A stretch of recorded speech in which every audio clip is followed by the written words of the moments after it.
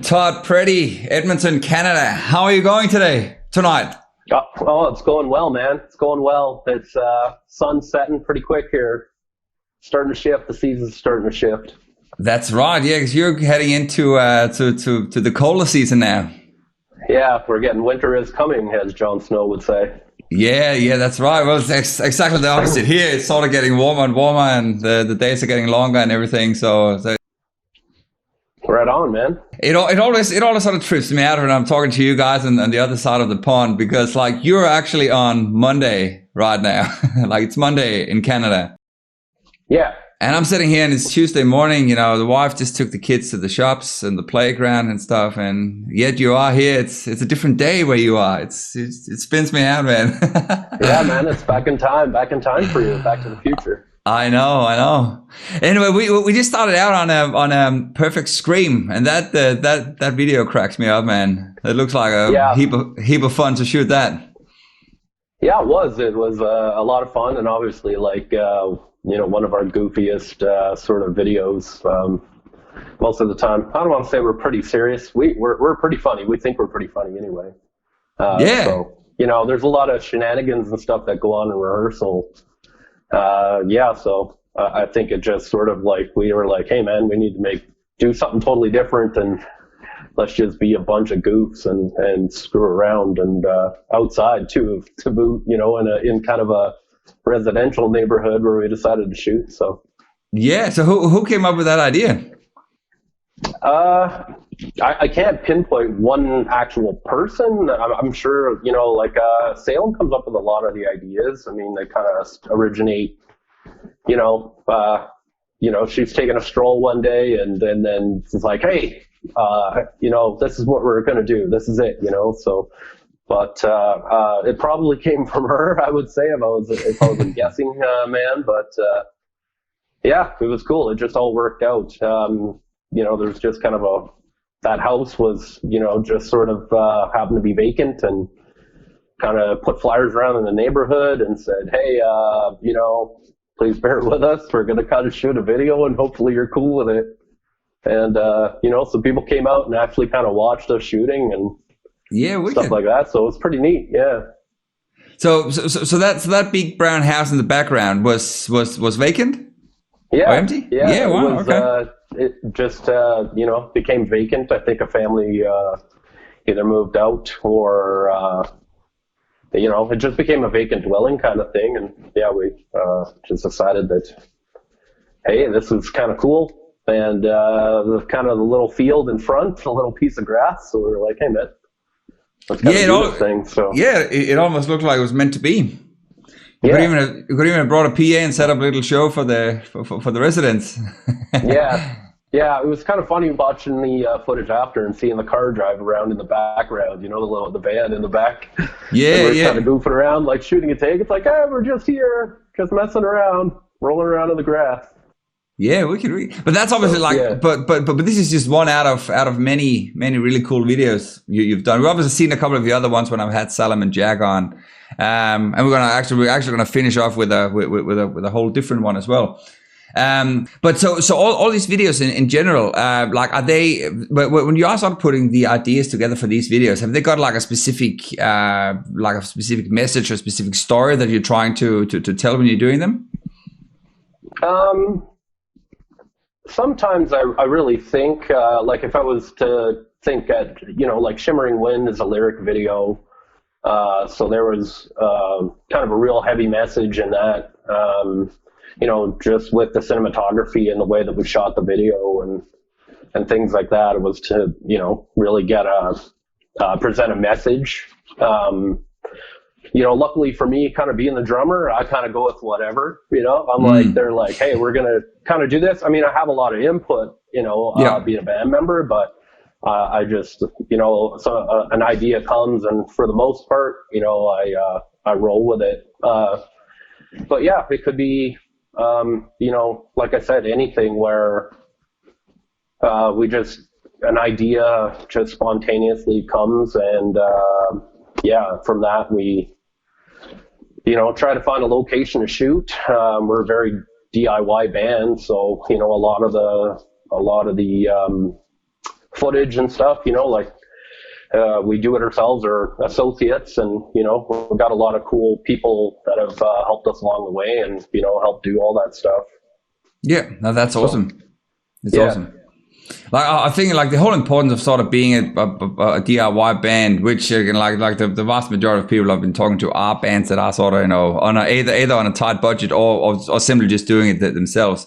I think it's a really good way of sort of getting an understanding of a lot of other aspects within a group and music setting as well, because it allows you to understand how to shoot videos, how to shoot like still photography, how to use social media and stuff as well. So sort of like you obtain all this additional knowledge. It's simply just by being able to sort of put it to good use that can sometimes be a bit of a challenge, and time, I suppose, as well. Yeah, definitely. I mean, just being part of it, whether it turns out bad or good, you don't really get good at something until you do it enough, So, exactly. Exactly. So, I mean, it's just one of those things that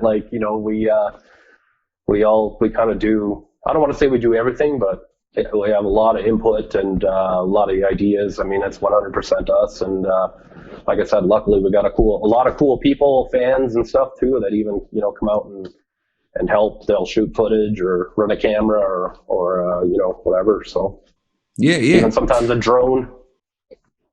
Yeah, drone footage is always fun because it just gives you that sort of extra level to the cinematic version of it. Like you can sort of take everything in different directions and a bit higher and all that stuff.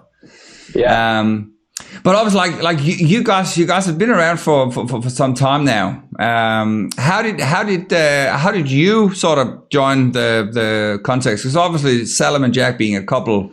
Then how did you catch up with them? I attribute it to social media. I mean, there was a social media site called MySpace way back in the day for all younger people. It's actually still around, believe it or not. Yeah, I know. I heard it's on the way back. So it's like bell bottoms. It's on its way back around. It's going to be cool again.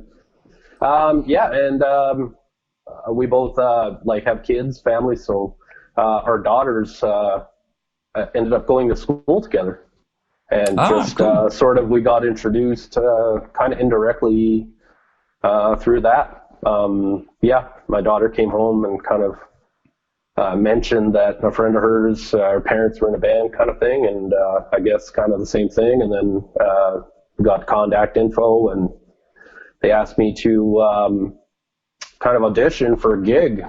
That's so cool. And yeah, I'd like to think I kind of aced it because I'm still here. So yeah. so you taught us how to act it as your agent. Yeah.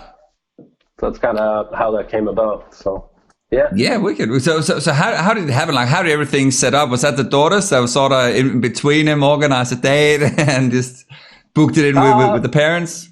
Once we made contact, I mean, yeah, we met, and I basically met them and, got some songs to learn, and then basically went ahead and did the audition, went through the whole audition process, and, got the gig kind of thing, and we started doing work right away. I mean, they already had songs for kind of the first album, some preliminary songs, and we decided we were going to go kind of do some pre-production, and I can't remember. Obviously, I'm sure you discussed that with Salem, the Canmore. So we went down to Canmore and decided to get some good demos and some pre-production. And I apologize ahead of time for all the stuttering. You got the scholars in the band. Now you got the drum guy. So yeah, I'm the drum guy myself. I know how it is, man. Yeah. It's party time now. It is. It is, man. So just so I can get the timeline correct here, what year was this? But did you guys, when you auditioned and the daughters hooked you up and all that? That was around April, May 2008, and literally by June we were down in the mountains cutting tracks, and it was pretty cool. Oh, wow. 6 songs. Yeah, so we had to learn. We got together really quickly, and it gelled, I think, kind of, right off the top. Obviously, we've grown really closer into a family over the years, but when you're kind of older and you kind of get into it's like a new relationship, right? You're kind of you're feeling each other out, and yep.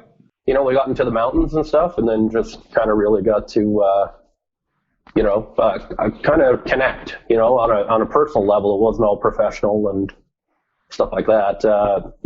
Just so happened there were some things happening in my life, like whatever health wise, and so we got into food, and so some after hours stuff, just kind of came up that really, good. We had a lot of stuff to talk about. Yeah, man. Excellent. Yeah. So obviously, that's back in, say, so you mentioned 2008, and after a couple of months, like you were starting recording and demoing and all that. So what sort of, like, what took it sort of to the next level? Because obviously you mentioned the first album. Like when did that come out, and how did you record that? Well, obviously, we'd had songs, and I mean, Salem just sort of all of a sudden gets writing, and she starts pounding out songs, and it's a crazy process to kind of get used to. I've always come from like bands where you go to band rehearsal, you write a song kind of together, or a part of a song together, and then you mix and mash them and kind of put something together kind of thing. But it was definitely a different level right off the bat. I mean, stepping into a band where she's a singer, songwriter, and pretty much like, the band leader, and she's just very driven. She's already on a next level. She operates on a next level. So it was songs, and then like, I got another tune, and we'd sit and just have like they like to call them armchair demos, where I'll get the guitars and some vocals, and then kind of come up with drum parts, or she'll have an idea of kind of what they're looking for, kind of groove wise. So and then we get rehearsing, and then I just try to just different things that I hear in my head. Yeah. For my influences, and kind of my era of music growing up and stuff. So a lot of my influences and things like that. So I bring kind of the I guess the 90s kind of sound to the band, since Wicked. That's sort of that's my realm. So which 90s bands are you sort of influenced by? Because that's my jam too. I grew up. I started playing drums early 90s, so I grew up with all the grunge era and all that as well. Yeah, I same as you. I mean, obviously the Billboard bands and things like that, but not things, but the bands like that. But there's a couple that stand out who are kind of really doing things still kind of today. I got really into Helmet. They kind of took that industrial. Yep. They took that industrial kind of sound, but it was all acoustic, but they had that real industrial kind of edge to them.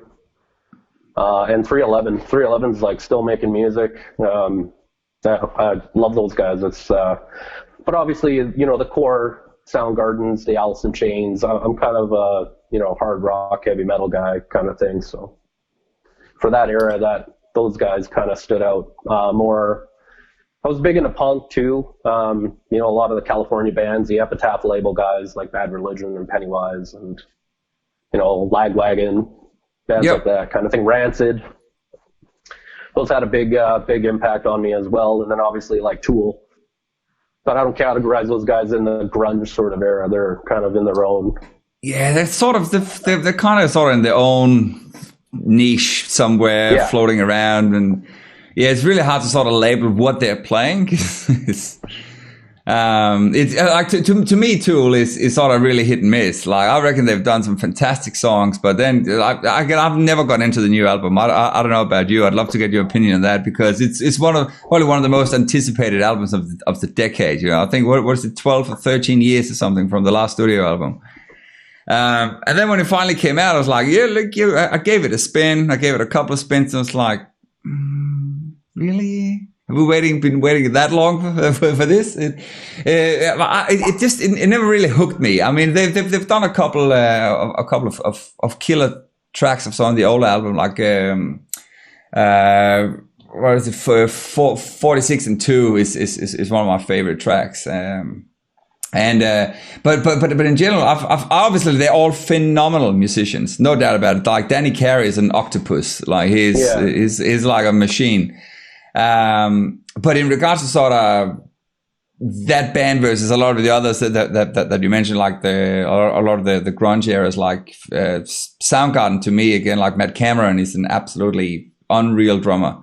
Stone Temple Pilots, Alice in Chains, like all of that stuff to me was just so good, like so good. And it's actually funny, Alice in Chains, having changed the singer, actually sounds incredibly close to the original, and are still making very, very sort of authentic music to the old Alice in Chains sound. I agree with basically everything you just said. Yeah, cool. Yeah, I just got onto a rant there, but no, all good. Yeah, I mean that's what we're here for. I kind of feel the same. I haven't actually acquired the new album yet. Tool's new record. Again, like you, I have mixed feelings. I don't want to be a critic. I don't think I'm anywhere near being a critic, but we like what we like, kind of thing. And I don't want to sound like an aged guy that's stuck on the old stuff. But I kind of, I have my favorites as well, and but they're a next level. I mean, obviously, if they were to come through town and I could actually get a ticket, I would probably definitely be there for sure. But they came to Perth last year, and I actually deliberately didn't buy a ticket. I was like, I don't need to go. Like I've seen them before. I've seen them like 10, 15 years ago or something, back when I was living in Europe still. So I've seen them twice there. And again, like they're a great live band, they're super tight, and like they are like engineers of like musical engineers almost. Like they just put all these blocks together and just perform it live, and the visual aspect is phenomenal. But I'm like, I wasn't, like I said, I wasn't sold on the new album. So it's like, look, that's probably something they're here to showcase.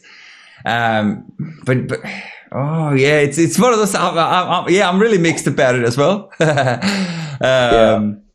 it's really next level to watch some of Danny Carey's drum playthroughs. Like if you're watching some of his videos, so like I said, he is so technical, man. It's ridiculous.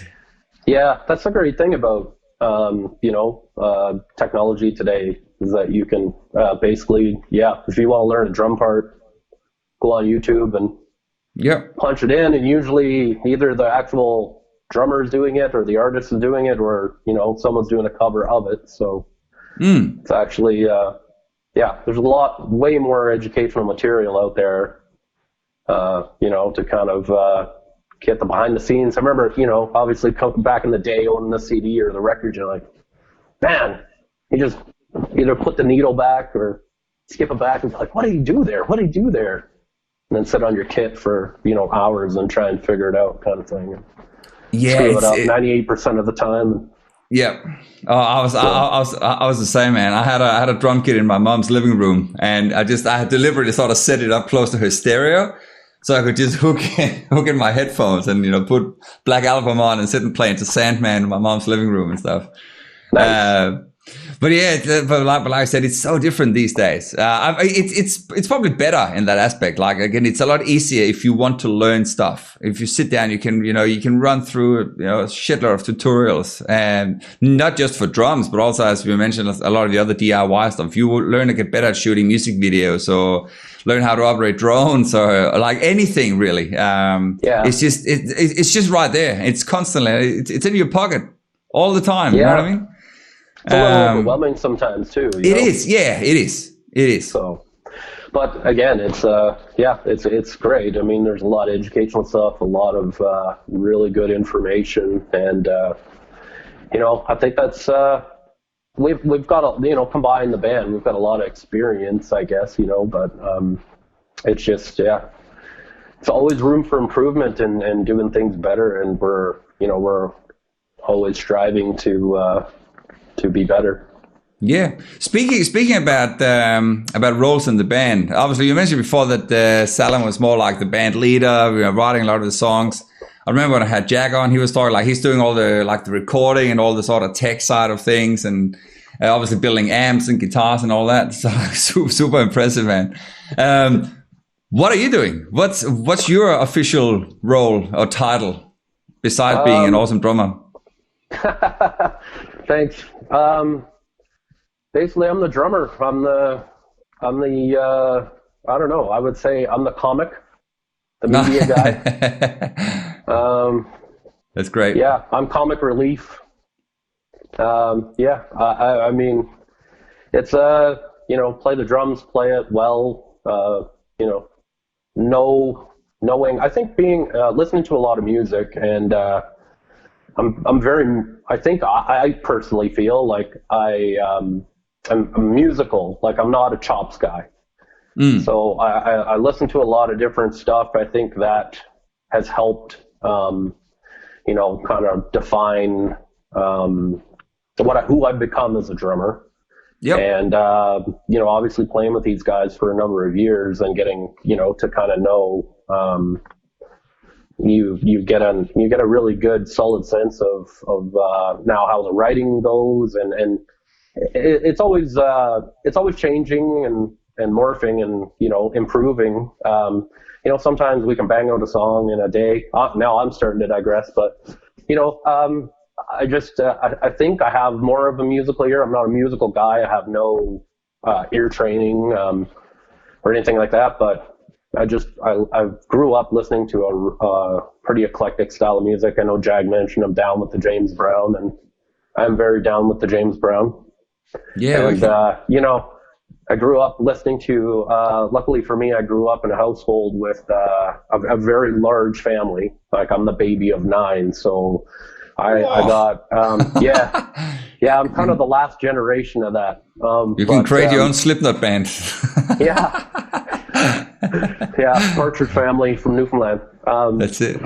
Yeah. So, I mean, I had older brothers to kind of lean on and, to get a real kind of sense at an early age, anywhere, I don't know. I just, it's hard to recollect, I mean, I could name off kind of 5 bands, and then we would end this interview and I'd be like, oh man, I should have mentioned that band and that band and that band, there's just so much. But I mean, yeah, I mean, I've always been a rock guy though.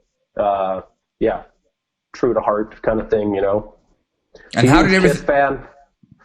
Nice. Huge Kiss fan back in the day, but I mean, and then then 1990 kind of came around, and things changed. I had to expand my CD collection.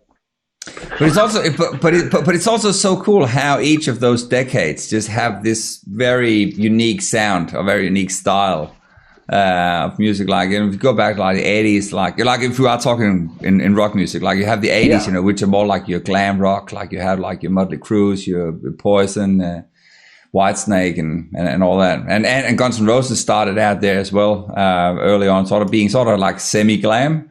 And then moving into the 90s, again, you got all your grunge stuff. You got Metallica that sort of had a revamp there, going over to become a little bit more commercial and stuff. You got Guns N' Roses doing the same thing, being a bit more commercial, have a bit more polished sound.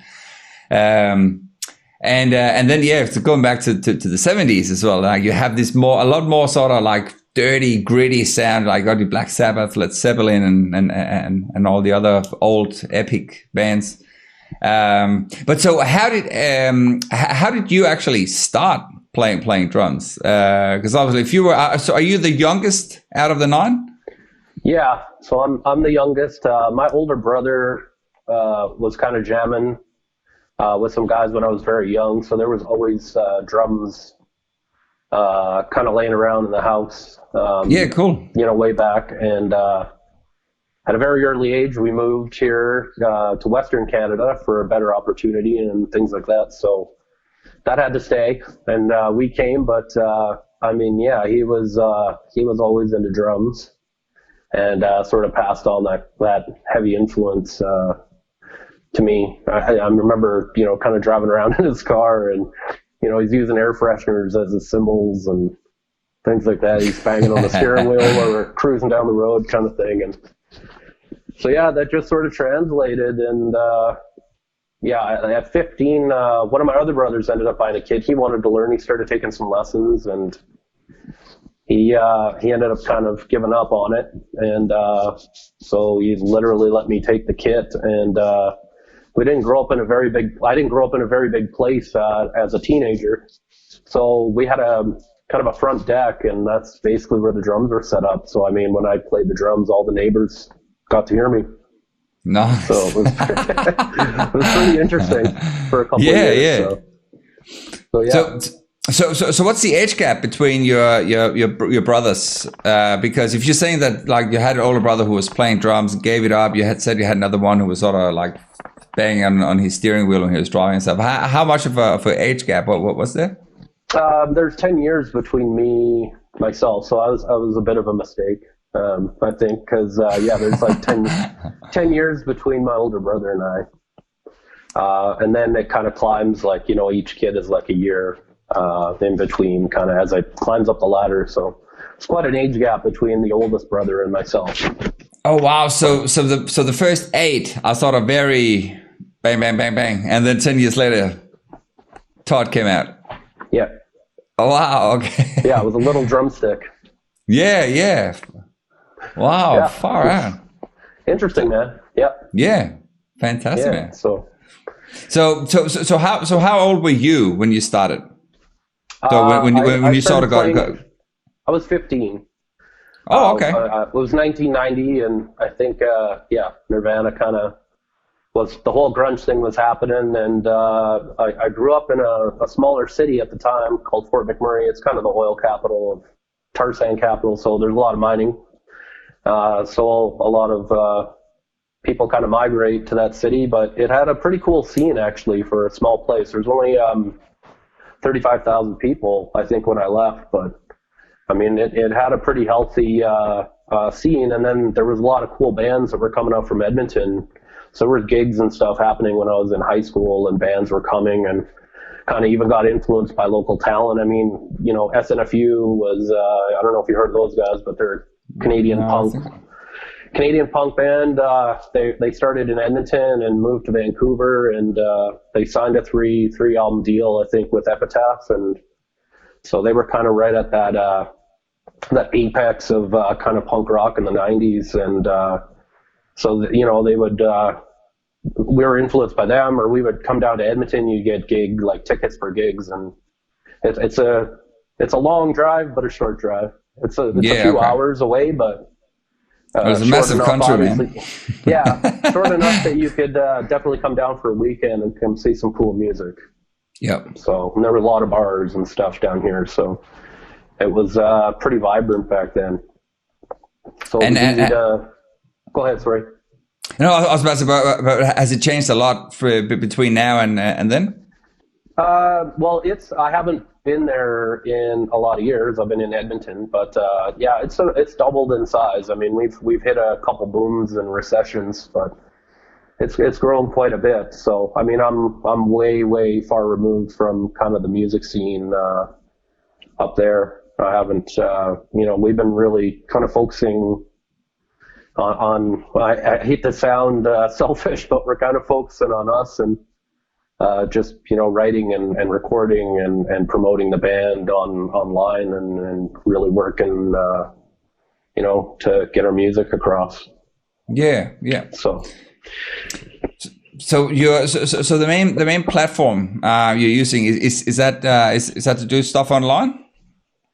Right now, I think it's our best friend for sure. I mean, obviously we got connected with you, and, again, like you said earlier in the podcast, it's so cool to do this and meet, so many people from around the world that are into the same things and into the same music or doing the similar thing that you are doing. And, I mean, it's a really neat community, and it's global. So, I mean, it's it's definitely, you know, it's far reaching. So those are the advantages of, you know, I find here in Canada and with the, you know, just sort of the content and the small cities and things like that, things can kind of get, I don't want to say political, but, you know, you can have kind of your favorites, and, you know, I mean, you can be great, but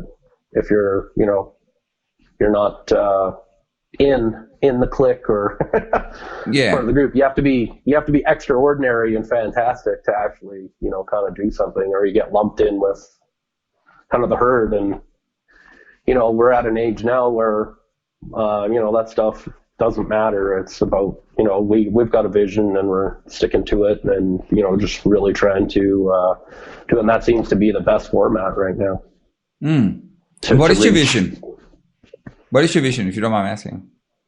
I think it's just, for me, it's, you know, to play with these guys, you know, and keep on rocking and you know, meet other people, and like in bands and share music but do it on a grander scale than, you know, just a small little town or city. Canada's a funny place. I mean, you can tour Canada. We got a lot of big cities, but they're not close together. So if you're going to do a tour of Canada, you've got to be prepared to do a lot of traveling, a lot of driving in between. Sounds very familiar. So, yeah. So it's tougher that way, I think. And you know, where we're at, it's just not convenient, I don't think, anymore to jump in I'm not 20 anymore, and, you know, I hate to say it, I want to be, but it's really hard to just kind of, hey, we're jumping in a van, we're going to go to here and go play a gig, and then we're going to turn around and pack up our gear and come home. But it's such a fun conversation to have with different people, because I agree with you 100%. From what I can tell, you and I are about the same age. I'm 43. And I am, I've got absolutely zero interest in jumping into a van, you know, and living that sort of shitty musician bum lifestyle that you did when you were 20, and you were more than happy to do when you were 20, because, you know, you didn't have kids, you weren't married, you didn't have a mortgage and all that stuff. Burgers and beer.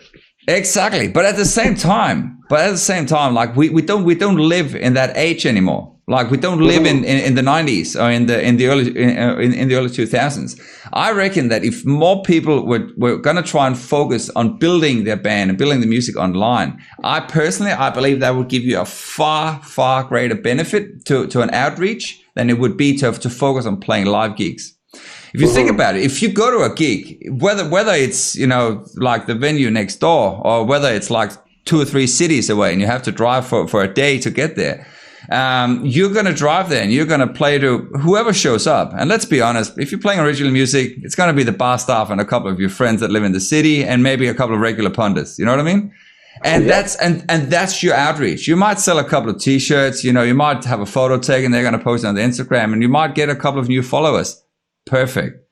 But if you invest at the same time, if you have all this time available to jump in a car, drive there, set up for the gig, play a show, go back in the car, drive home, and be all kinds of screwed up because you've been bent into a car and all that. If you actually are happy to devote that time, but you sat as a band and said, we're going to use the next 24 hours sitting here, coming up with all these ideas, shooting a couple of small video content, putting up online, and spend the same amount of money we're going to spend on fuel by doing a couple of boosted ads, learn a little bit of YouTube tutorials about how to promote our content on Patreon or TikTok or any of the platforms that are moving and can actually generate an income.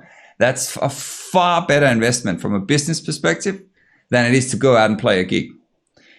Absolutely. Now, in saying that, I get it. Musicians play music to play live shows. I get it. But it's like, again, being our age, it's one of those things. Yeah, look, if you had the option of going on tour and you had to sort of sleep in the back of a van for 3 weeks, or you could play 1 or 2 shows every now and then, but you play to a decent crowd because you've done your homework. You promoted that stuff online. You've made sure you've sold tickets prior to actually playing the show and stuff. That's a far better experience, regardless of age, actually. Regardless of age. But you have that technology now. You have that option now. You did not have that 20 years ago. Absolutely. You didn't have all the platforms. Yeah, that was your jumping in a van and doing that was your social media. You know, it was because that was the only format. That was the only format that worked. Unless, of course, you got picked up by some crazy good agent, a promoter, a record label, or something, and they did all the groundwork for you and got you into radio stations and did interviews and stuff. You didn't have podcasts either back then. You could sort of sit and chat to people, you know, in a different time zone and all that stuff. Absolutely. But you have those options today, and they don't cost anything. They're convenient. Like I'm sitting here in my music room, you sitting in your office or bedroom or wherever you are, and it's nice and convenient. When we disconnect here, you know, I'm gonna go out and make myself a cup of coffee and move on to my day, and you're probably gonna go to bed because it's gonna be bedtime. But nailed it. But that's so convenient. That is so convenient. And I mean, it's great. And you're in your you know, like depending on the person and you know what kind of setup you have, it's it can, you know, it's a double-edged sword. I mean, it could be you know, you have a place where you can go and you have a refuge and you can go down and like say, you know, I got a music room in the basement and you know I can have accessibility to the kit, so you know I can get down and I can practice. You know, on the flip side to that, you have a number of distractions and just normal stuff where it's, you know, that can hinder you. So, are you talking about working from home or being at home? Yeah, just the whole working from home thing. Yeah, you know? absolutely. Yeah, because you know, I'm sure we're going to talk about another thing called COVID, but you know, it's I've been fortunate enough to get to leave the house, you know, kind of every day. But you know, my wife is. You know, she's been at home during this whole thing, and it's starting to wear on her now. It's just really starting to wear on people. So hang on. How long has she been at home for in total? Well, since basically since February, since Canada got the whole lockdown. That's nearly 6 months. Yeah, she's in sales, so luckily for her, she doesn't need to go into the office. But I mean, it's one of those things on a personal development level and an interaction, it's taking its toll. So she's been at home. She has not gone to work for nearly 6 months. She's probably gone into the office about 8 times, and they've been staggered times. I don't want to get way off topic. This is supposed to be about music. Yeah. But yeah, fair enough. Yeah. So, but again, resorting back to music, it's a double-edged sword. You know, you have accessibility, but on the other hand, you can have life throw you curveballs and a number of distractions, which we never like. But yeah, absolutely. And again, not that we should speak about COVID, but COVID is the reason why I'm doing this. So again, so it has its silver linings as well. To me, and actually to a couple of other people I've been speaking with, COVID or having to go into lockdown and isolation has sort of made them think about, sort of rethink their life. Where am I at? What am I doing? Shit, I actually don't like my job to begin with. Mm-hmm. Like now I'm sitting here now, I've got all this time that have been given to me. I cannot go out and do the job I don't like. So now I have to sit here and think about what else I could do while I don't go to my job I don't like. And I was kind of in that situation as well. And it's so cool when you talk to other people about it, when they say, look, in many ways, COVID was a blessing. You know, it was something that actually made me make a change I would never have made if I weren't given the opportunity of sitting at home for, you know, X amount of weeks or months to have to sort of rethink my current situation. But again, I understand that is probably a very small percentage of people overall, if you're looking at it. But all I'm saying is like it does have opportunities, or it does have like a silver lining. It absolutely does. But you're also right about working from home. That's what I'm doing 90% of the time. Like I'm sitting here talking to people and said, oh, I mean, luckily right now, given the time difference, I had to sort of send my wife and kids out because it's school holidays here. I actually didn't know that when we booked it. I assumed the kids were going to be at school because it's Tuesday morning, but not school holidays. But other than that, if I sit here during the day and have to, either prep for a show, I'm sending some emails out, and I'm actually working on a couple of other music related projects at the moment. So by the time I sit and do that, the kids would come and knock on the door. Hey babe, come out for lunch or something like that. So I go like, yeah, it's not the same as if you go to an office and you sit down and you go there to work. Yeah. Whereas here, my office is, right next to our living room. So, absolutely. It does present a different sort of set of challenges. First world problems, right? Yeah, first world problems, absolutely. It's definitely, it's enabled me to definitely reevaluate, certain things. And I've had an opportunity actually to really, sit down and do a lot more, try to venture into different things musically, on the new album, I've actually, thrown some lyrics out here and there. I mean, Salem kind of writes the, basically the song, but, I'd coming to the table with, different ideas and, just different things that I normally, wouldn't have done if this didn't happen. So, I mean, it's really enabled all three of us to step up our game kind of thing. Well, obviously, you're obviously releasing a new album soon. When I spoke to Salem, I think we played one of the videos that you guys sort of shot remotely during the early isolation back in March or something. The iPhone shot. Yeah, exactly. And so, but again, it works well. Like you can obviously do them and sort of just glue them together and all that. But how's everything coming along with the new album? Oh, it's excellent. We just spoke with the pressers, and it sounds like we're going to have something tangible in our hands this week. So cool. We're super pumped right now. Just from that there's going to be just some just new stuff, great stuff to talk about. So. So we're pretty pumped. It's coming along really nicely. So, we've in kind of conjunction with that, we finally got a few social distance rehearsals in the backyard. Luckily, we've been able to do that. So, weather permitting and things like that, we've been able to get outside and rehearse the tunes, and and there's actually more news, more band news and things like that going on. So things are really starting to come together. So again, COVID's kind of been a blessing. I mean, it has a silver lining for sure. I mean, it's first album on vinyl. I'm super pumped about that. Yeah, going back fantastic. to the 70s referral. I mean, we all agreed that this would I know it's still a really niche market. There's, it's not like turntables are flying off the shelves, but it's really, really, really cool to release a vinyl album. It feels really good. Absolutely, and it certainly is on its way back. Like having a big research, you see, there's a big demand for it here as well. People don't really buy CDs. Like if you wanna buy a physical copy of the music, and not stream it, it usually is a vinyl. It usually is a vinyl. Yeah, that's so awesome. It's so cool to have something tangible and like holding a piece of art again.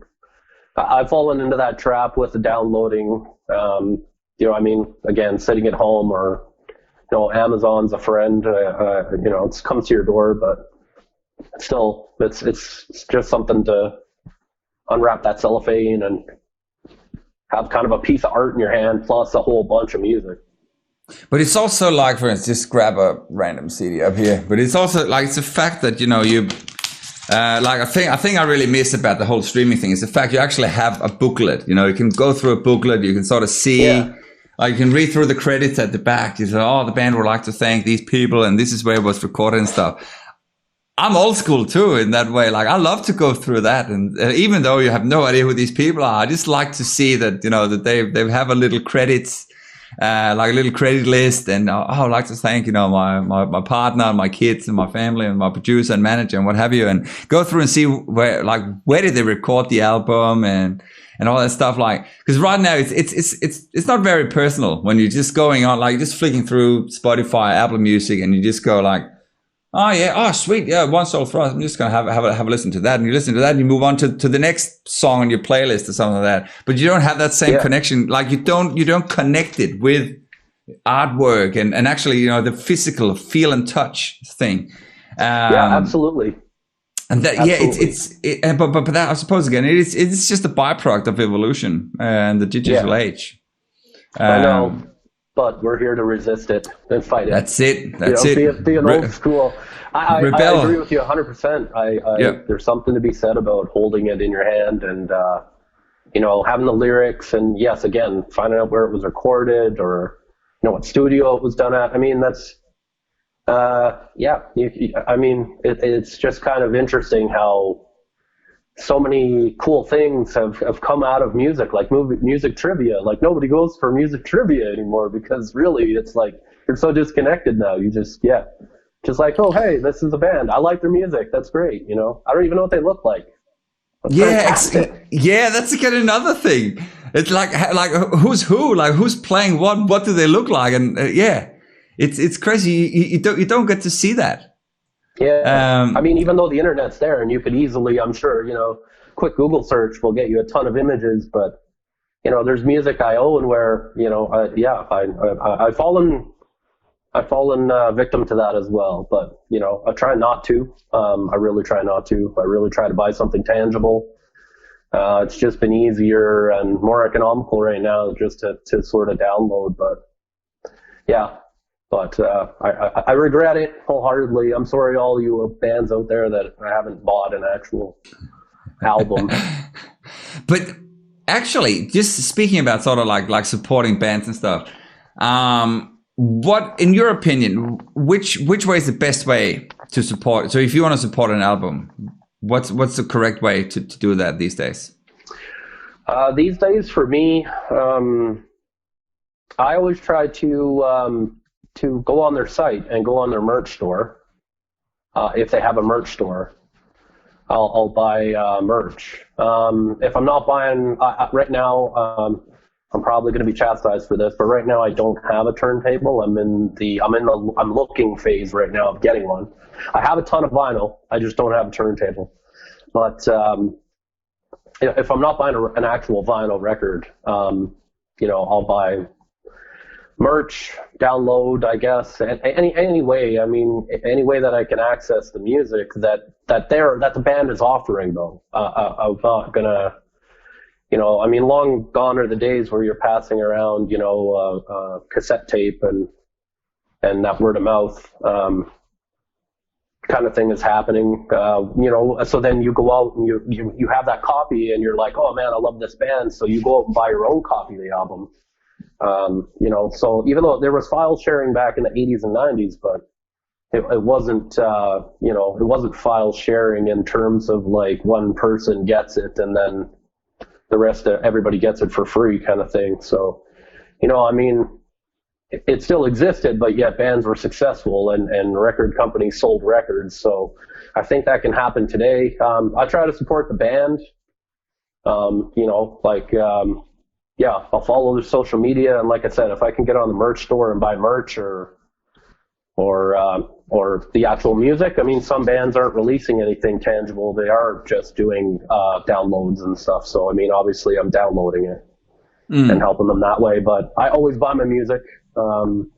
Usually, if somebody does rip something for me, and I get it, because I took lessons for a bunch of years, and my drum teacher was giving me stuff all the time because he was trying to even further broaden my horizons. So, stuff I wouldn't even like look at, he was like, hey, no, like, this is good. You need to check this out. The band is fabulous. Like, the drummer's great, and he turned me on to a lot of stuff. But if I really, really, really love the band or fell in love with the band, I would go out and actually purchase the music myself, even if I had a ripped copy or, a burned CD kind of laying around. Now, look, I reckon you're spot on. That's pretty much the answer I was hoping for as well. Because I think a lot of people should delve into the merch stores. Like get something you can sort of represent the band. Like I always try and wear some kind of band shirt as well when I'm doing this. And actually, another sort of really crucial thing to do in this digital age is actually sharing knowledge of this band. This is actually how I got onto Striker, which again is the local band. I've been giving them a lot of spin. Like I think it was called Play to Win, the album they did in like 2018. Yeah, man, they're great. That album has been getting a lot of rotation here in our little household because my wife loves that style of music as well. The sort of glam power metal as well. But that's a fantastic band. So I actually went on and had a exactly the same to see if there was anything that you could buy. But then I realized I actually can't get you cannot get anything shipped to Australia at the moment because of restrictions. Right. My mom has been trying to send us, a birthday and Christmas presents for the kids, but they aren't allowed to ship anything to WA, Western Australia. So I was like, okay, well, I'm going to put it on the back burner, and then definitely I want to get some merch just to support them as well. But it's just, it's such a fun thing because it's almost like the music has become not the actual product anymore. Like you use the music as a way to get people in to then sell them t-shirts, beanies, hoodies, vinyl, of course. Or just help them gain knowledge, like actually spread. Like again, you can share a video, you can share share the Facebook page or something. But you share that, and then hopefully other people, if you write up a really cool post and make, hey guys, just check out this band, they're wicked. If you like, the likes of Soundgarden, Stone Temple Pilots, Alice in Chains, you should go and check out Nirvana. They're a really, really cool band, or something like that. And that way, if you have, then if there's people in your network, in your circle, they will say, oh shit, I'm going to check them out. And then if it's someone like me who said, fuck, this band is bang on, this is actually something I really like, and then I will do the same. And then you have those sort of rings that are just going to sort of start spreading. I think that's a really cool way. And again, the cool thing about it is it doesn't cost anything. It's literally just you just helping them out by just writing a 30-second post. Bang, done. It's time. It is.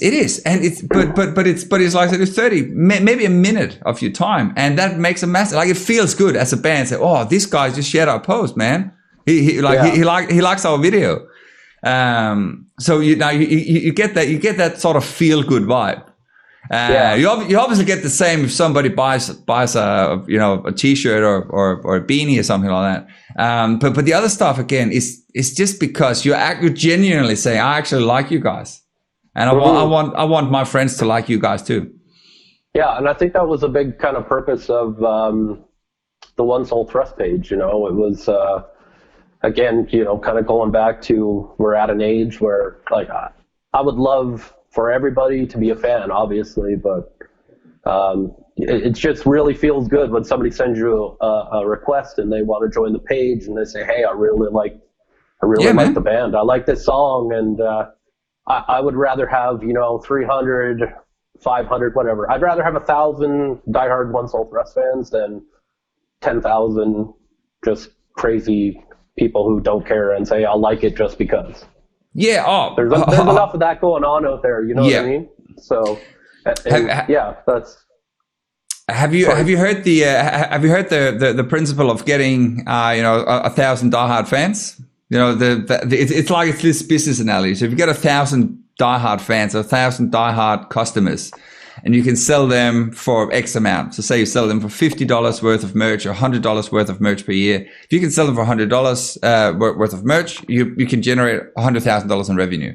That should keep most bands afloat, for you to cover a lot of costs and all that. And then you can sort of scale it. You don't need 1,000 diehard fans. You could go with 300, as you said. If you have 300 if you have 300, you can sell them for $100 worth of merch in 1 year. That's $30,000. Again, that's still a lot of money to cover recording for a new album, pressing a ton of vinyl and merch and all that.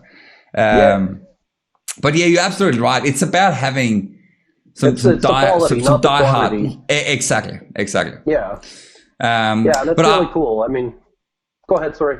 No, I was about to. But I noticed you guys had a Patreon page as well, because obviously Patreon page is Patreon is a great platform to facilitate exclusive content to these diehard fans. How are you utilizing that platform as opposed to the Facebook group?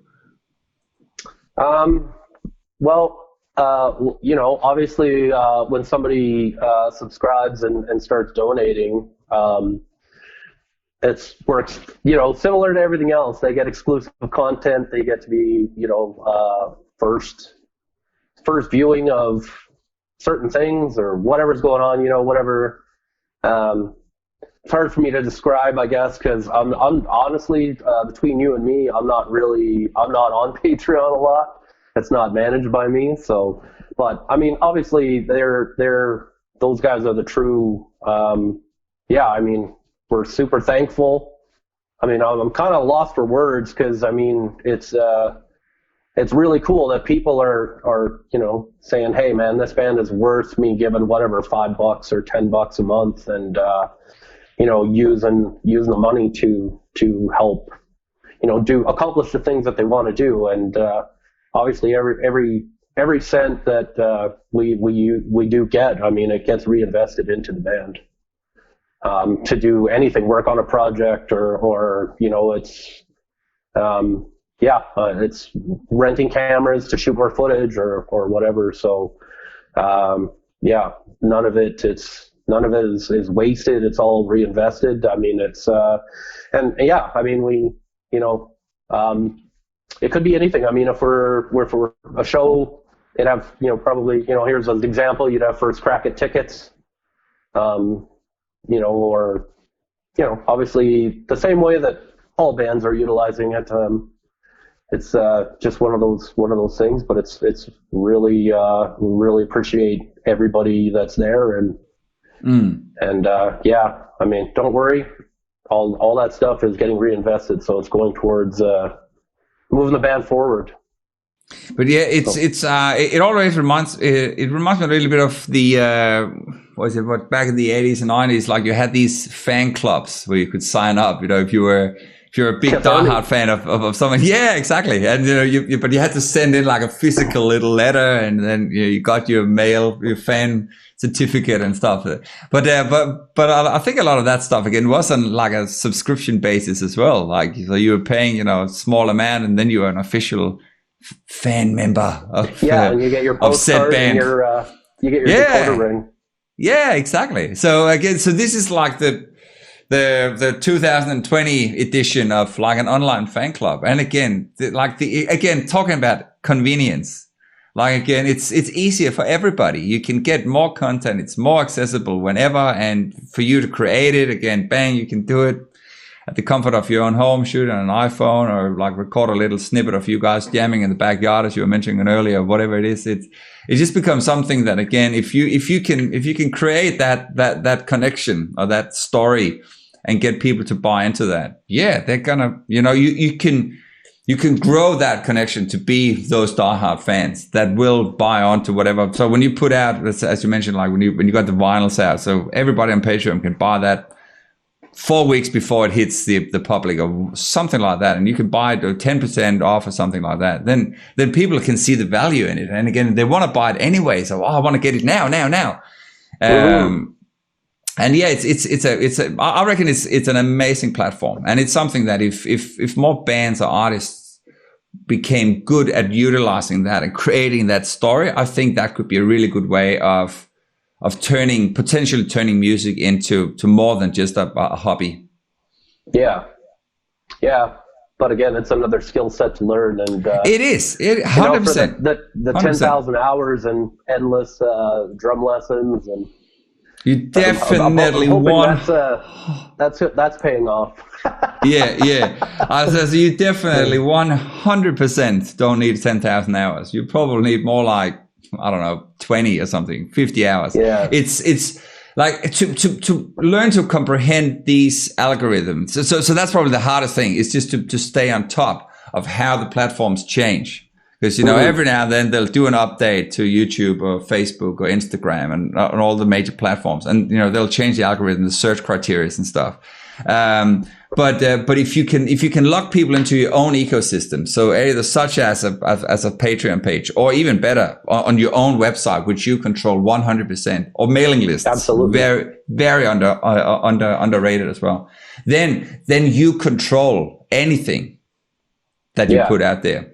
But it's definitely a lot of a matter of being able to master that. Like I know the whole 10,000 hours, like to become an expert and stuff like. But you wouldn't need that these days. Like it's because again, it's simply just staying on top with a couple of tutorials. Getting, if it is something you are passionate about and you want to learn about, then again, there's a lot of Facebook groups where you can join like-minded people that want to learn about it and ask questions, and they get answers from people that have solved those answers before. So you can get really good at something to get really good at in lockdown, actually. We have to sit home anyway. It might be a new project to take on. Yeah, but again, it comes down to like what do you want from it? Like why are you doing it? So if you're doing it for a reason, if you're doing it because you want to try and make music more sustainable, or again make it more than just a hobby, then absolutely, it makes perfect sense. Like it almost like you're creating a business plan to be able to elevate the potential revenue that you can create. Like you create that product, you create a deeper connection with your fans, and create content.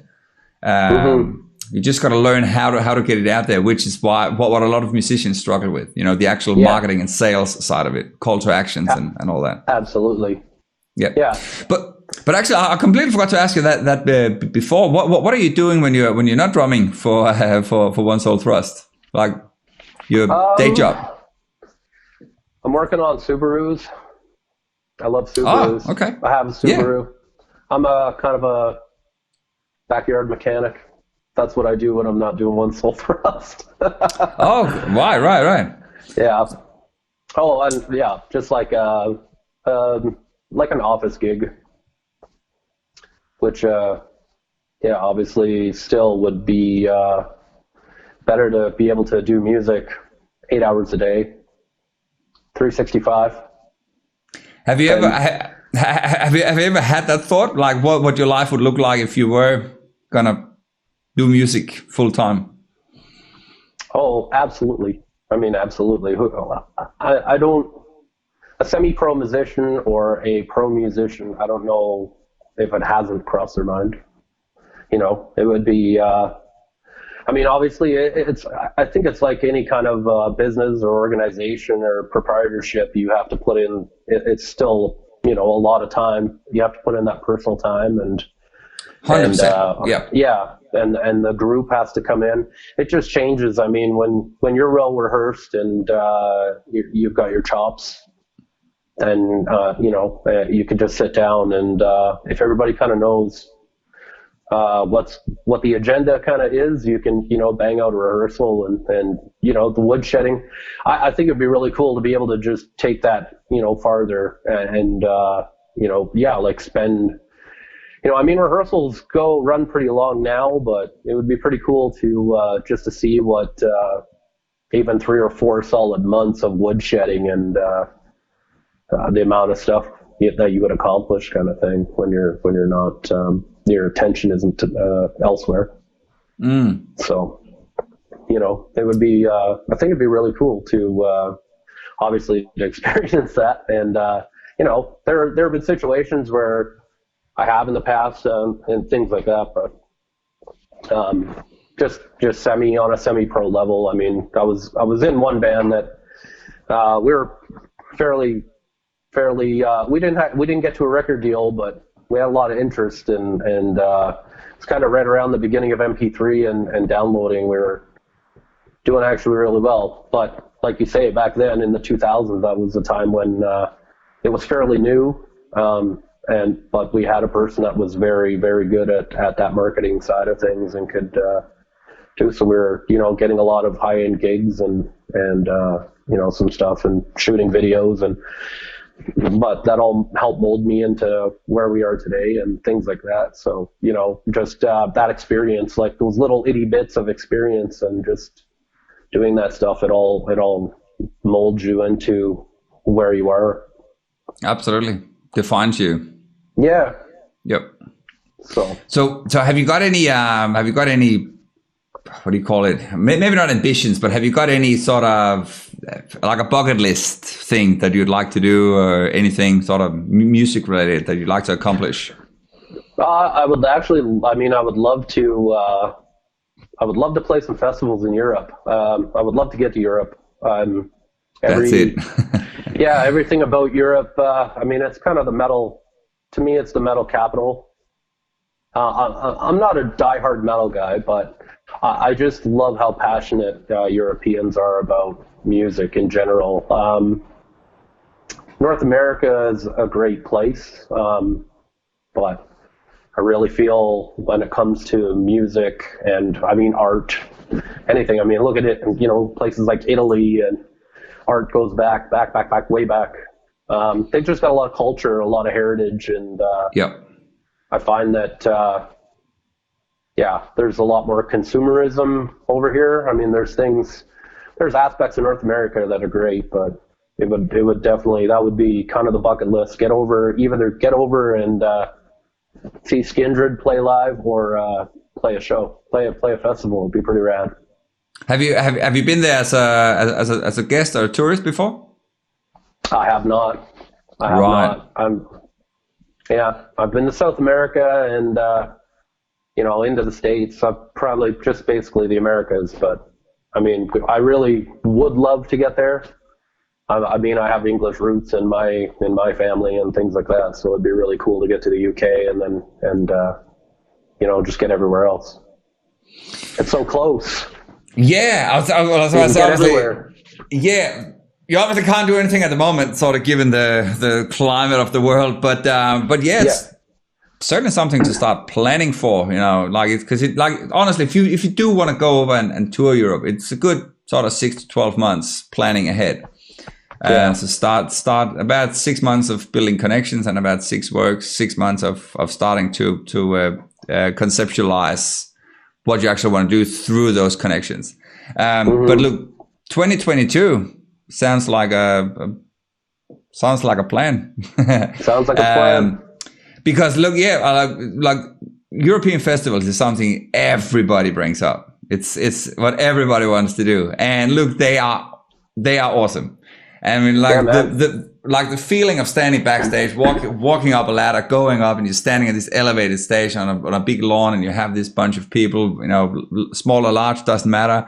It's more the fact that you're there, like the atmosphere is something else, man. Yeah. And there's so many of them.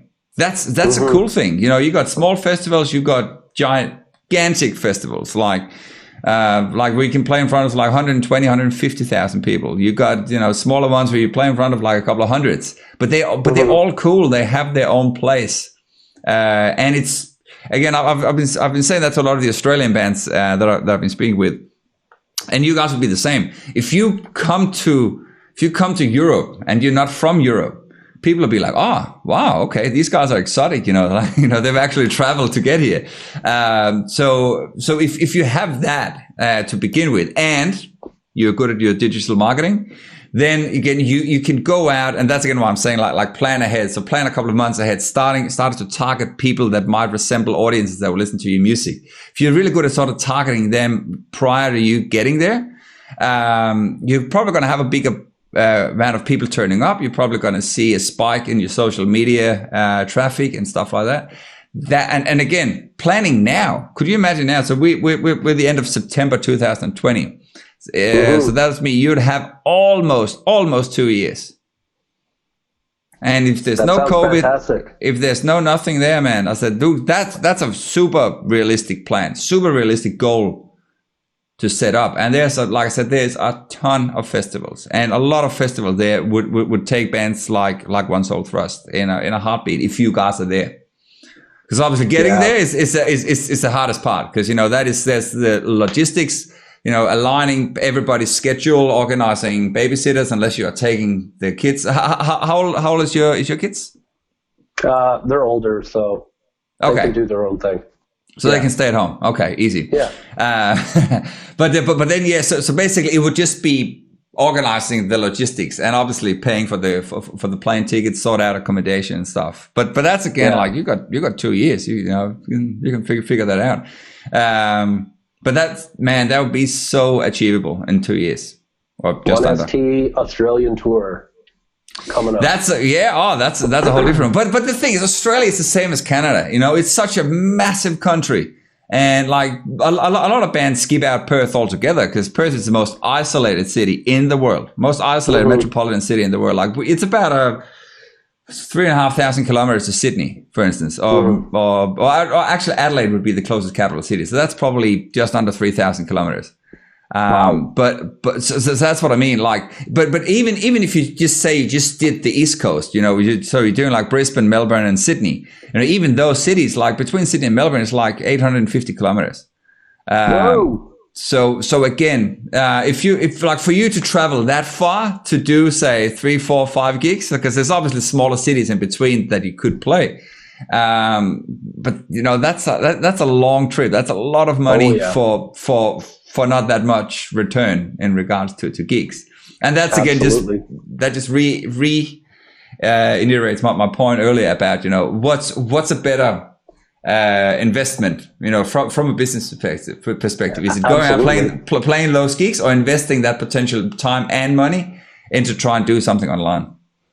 But man, I'd love to have you guys here. And this is again another fun thing. So now I've been speaking to the whole band now, and there's a fairly good chance I might never get to meet you guys in person. But but we're online. You know what I mean? So it's still like you're still connected. You know what I mean? And that's why I'm saying like you can do that to your audience as well. Absolutely. But look, if it does happen, Europe 2022, it's a very, very, very good chance I'll be in Denmark in 2022. We're actually planning on moving there for a year and to take the kids there. All right. So if that happens, man, I'll be coming to the festivals, man. Nice. And there's obviously festivals in Denmark as well. I know Jack had some heritage and his bloodline there, so some ancestors that had some Scandinavian roots. That's right. Some cool festivals in Denmark, man.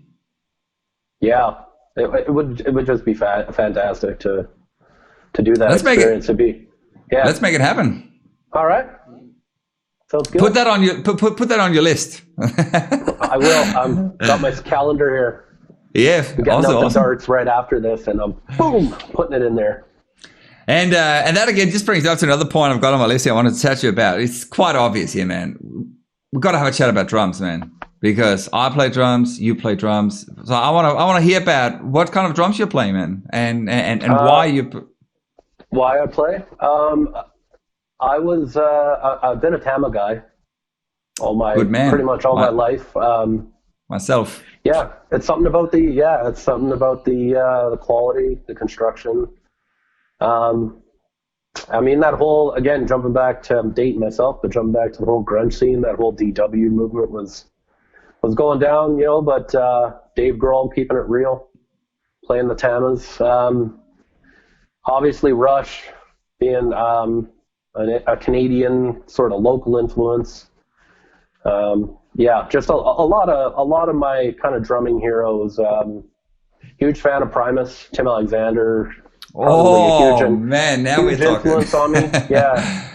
Yeah. He became a Tama guy. I was pretty excited about that. The list is endless. I mean, Lars, John, I hope I'm saying his last name right, Stainer or Stanier from Helmet was a Tama guy. There's just so many Tama kind of people, and I got my first kit was a set of Tama Superstars, and I still have it. I've refinished it. I've refinished it once. I took them and sanded them down and had them painted, so they're generally orange. So color of the Dukes of Hazzard car. That is so funny. I've got the exact same story, man. Same story. Tama Superstar again, sanded it down and repainted it too. That's so funny. Yeah. So, and I've since acquired a new Star Classic Birch Babinga kit that I use for recording. But yeah, the orange ones are set up downstairs. I mean, I'll never get rid of that kit. I don't think I'm a sentimental guy. Yeah. So I pretty attached to that kit. So I don't have the heart to. I couldn't just walk away from it. I couldn't. No, it's no. Like, you know, it's like a part of me now. It's like an extra leg or arm. Man, that's so funny. That's so funny to hear, man. Look, it's pretty much identical to what I have. Like I've got a Babinga Exotics, so it's a pure Babinga, but again a Star Classic as well. And I've got my old Superstar that I refinished myself, stuck in my mom's basement. She keep calling me up and say, "Hey, can you put this on Gumtree back home?" And stuff. I said, "Nah, I'm not selling, man." No, because same like too many memories, man. Like that's what I used. You know, when we were touring with our old band, you know, we played festivals. I got this footage of us playing big stages, and I'm playing that kit. I'm like, nah, it's not going anywhere, man. Yeah.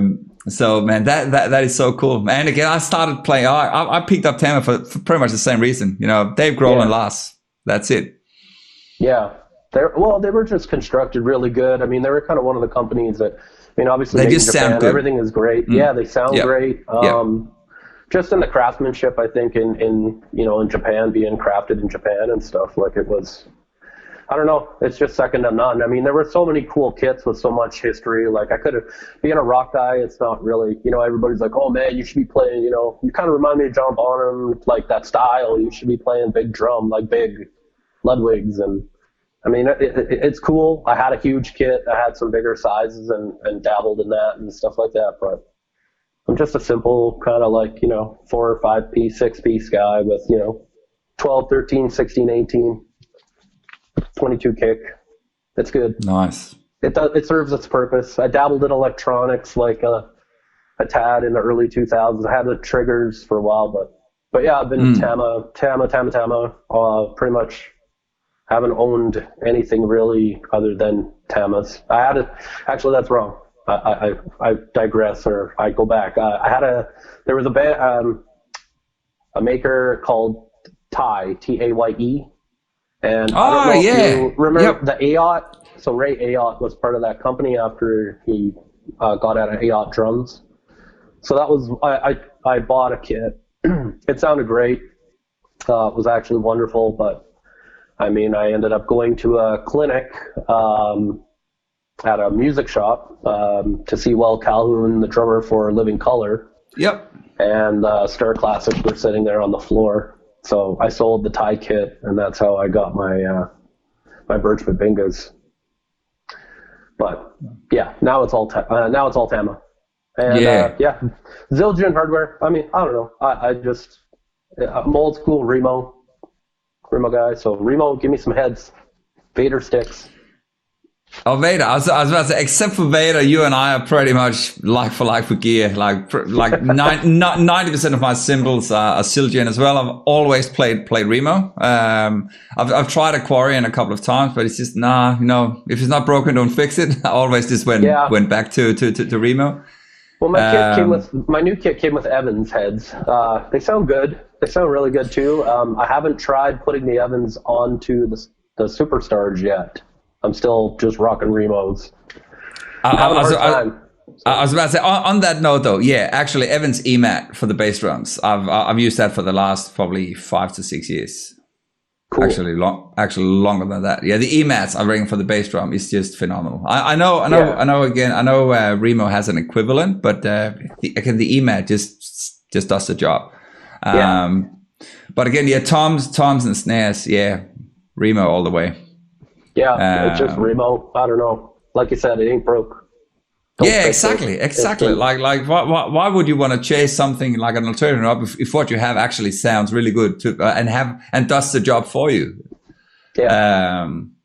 But I use Vic Firth sticks. I've been a Vic Firth guy.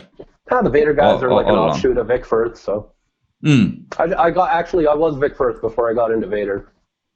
So I was using a lot of the stuff, and then Vader kind of broke out, and I just They were actually, what drove me was more economics. You know, Vic Firth was like the well-established name brand, so they were selling drumsticks for like, you know, $9 a pair or whatever, and then Vader came on the market and they were like $7. So I'm like, yeah, yeah, right, yeah, and yeah, I mean, they were just as good, if not better. So I've never strayed away. I mean, every now and then I'll try some different stuff. I do have some Vic Firth. I have Thomas Lang sticks that I use when I'm practicing on a pad because they're big and heavy, and that guy's a monster.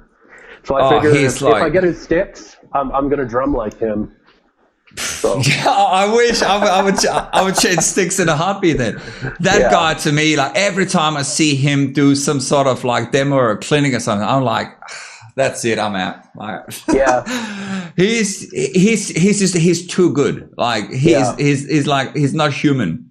That's how good he is. Thomas Pridgen too. That guy's a monster. And it looks so effortless. Like it's like he's not even trying. It's like that. It's just second nature, man. Yeah. But yeah, he's big, man. He's a muscular guy, man. Yeah, I watch his clinics and then I go light a fire with my drumsticks. Exactly. Just gonna just go home and put my drums on fucking Gumtree. I'm just gonna sell it now. It's like I'm done with music. Over it. Classic. Yeah. But are there any other drummers that you sort of like you see and you go, oh, fuck that, I'm out? Well, I mean, from which era? I mean, Carter Buford. I remember seeing him play with Dave Matthews. I mean, back, and I was just like, whatever. Like the guy was playing both open-handed, cross-handed, whatever the proper term is. You know, there's a lot of YouTube monsters. True. Yeah, a lot of the gospel chops. I follow Eric Moore on Instagram. That guy's an animal. I know I'll never be that good, but then again, that's where I say, like, I know, kind of jumps back to what my role is, you know, and do I want to be that guy? And do I want to have those chops? Absolutely. Is that going to work in a 1ST song? Absolutely not. Exactly. So, yep. Ray Luzier right now, or Luzier, in Korn, but, I actually love one his of my drumming. favorite drummers. He did an album with the DeLeo brothers from Stone Temple Pilots and the singer Army of Anyone. Yeah. So I love what he does on that record. I love that record. That's so cool you bring that up. I really wish those guys would do another album. Actually, it'd be really cool if they could all get their schedules to kind of to coincide. He's another monster. I love watching him play because he's a rock guy. And he's a showman as well. Like he does all the stick tricks and he's a phenomenal So he can drummer. play with Korn, and then he played, you know, with like David Lee Roth and you know. So I mean, his resume is pretty eclectic kind of thing for rock music. So he's probably right now the most influential kind of rock drummer of today's music, I guess, or where music is today. Again, jumping back to Primus, I mean, Tim Alexander's back in the band. I love Jay Lane when he was in the band. Yeah, I mean, all those guys, it's kind of that sort of big kit, small to big drums, you know, Tool. Danny Carey's a major, like, okay, again, jumping back to those guys, it's, I have... what do you say? I mean, it's Danny Carey. Yeah, Danny Carey for sure. But I think it's also because like how he like the drum parts that he's playing and the drum parts that he's writing for Tool is so out of this world, man. Like they're just next level stuff. And probably something again, like talking about chops and do you need to be that good? Yeah, if you're in Tool, yeah, you do. Because like what he's doing is, it's almost like they're all just showing off, painting these weird paintings of this crazy musical universe that they sort of delve into. But yeah, like for instance, another one. Every time I sort of see him play is I'm like, forget about it. It's Thomas Harker from Meshuggah. I don't know if you're familiar with them. It's like a Swedish gent I've heard of them. Yeah, I've never actually watched any footage. I don't own anything by those guys.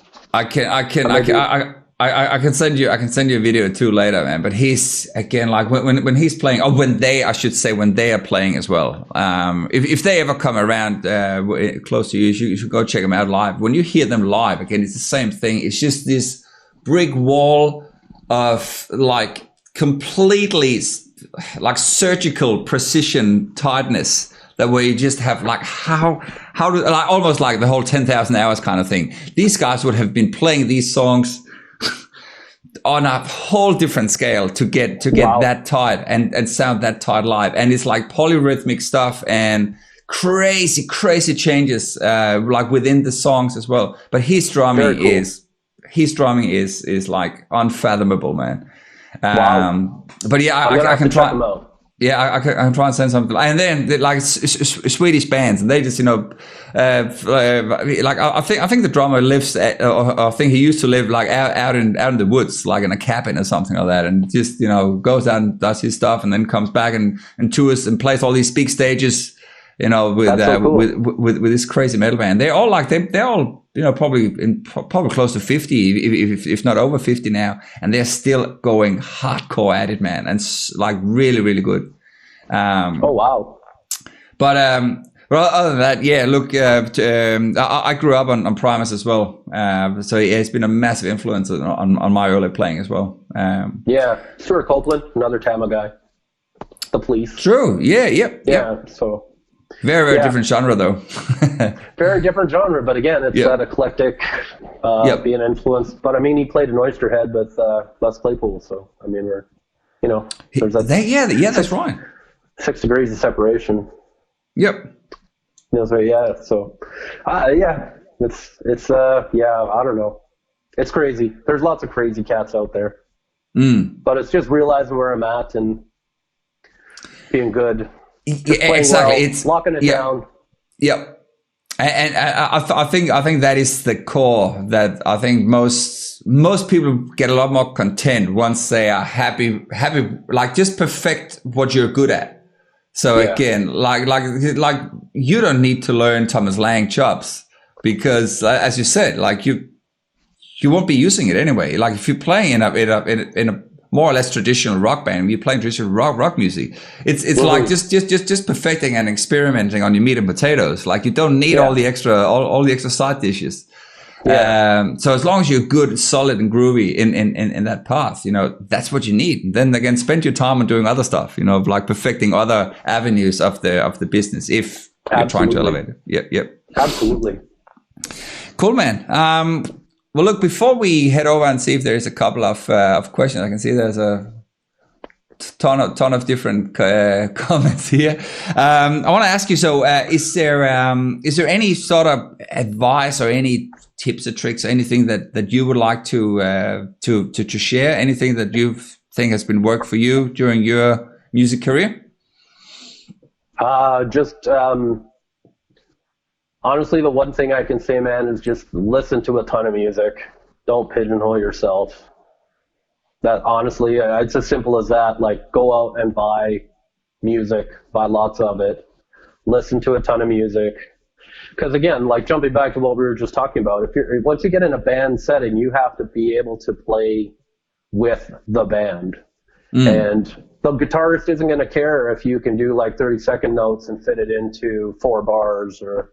You know what I mean? He wants you to lock it down and play the part. You're basically the backbone, the skeleton of the band. And, a lot of the times, you're the foundation. So, I mean, if you can't do that and you can't adapt, I think, and I think that all comes from being able to play, well, I think really like being able to play, it makes you a multi-talented drummer in the sense that you don't have to play everything amazing.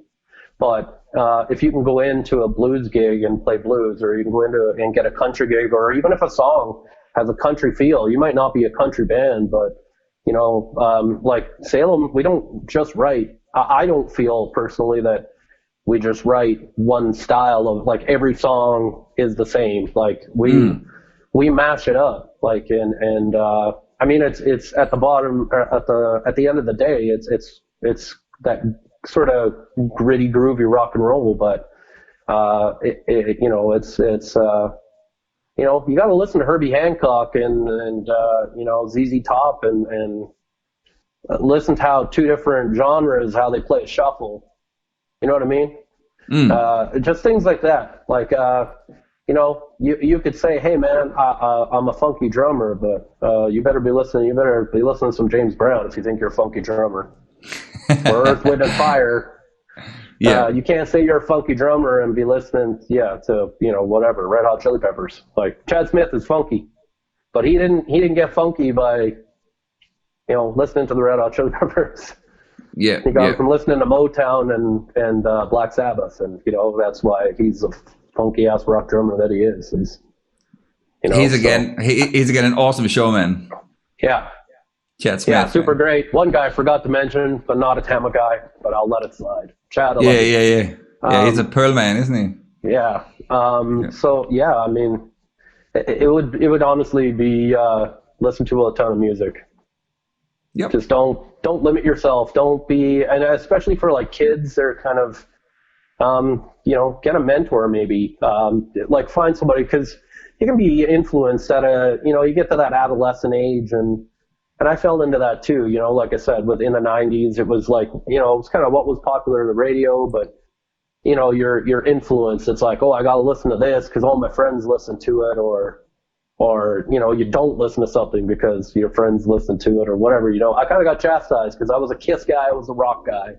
All my friends, like, I was a skateboarder, and like my crew, they were listening to like Suicidal Tendencies and Red Hot Chili Peppers and whatever else, and I was the guy skating with a Kiss patch on my back, and they bugged me all the time. I was like, you know what, I'm proud of this. But I also picked up Suicidal Tendencies, and I also picked up Red Hot Chili Peppers. They're all great bands. They're all great bands. I listen to all of them. Like, I was a diehard, probably not diehard, but still a massive Red Hot fan. Suicidal Tendencies, man. I've listened to them. The Art of Rebellion was a massive album for me growing up. Yeah. Josh Freese and drums on that album too. Absolutely insane drummer as well. Another Animal. Yeah. Yep. Another Animal. Forgot to drop his name. Yeah. And he's played on so many albums, man. Probably one of the busiest rock session drummers. I think A Perfect Circle. I think A Perfect Circle is actually the only band he's ever sort of been officially a part of, from what I know. But I think he's kind of part of the Vandals. But I mean, I know that he's so busy doing work that a lot of guys fill in. Another guy, Brooks Wackerman, with Avenged Sevenfold, but was another guy, another monster, Brooks Wackerman, who played with Bad Religion. I'm a big Bad Religion fan.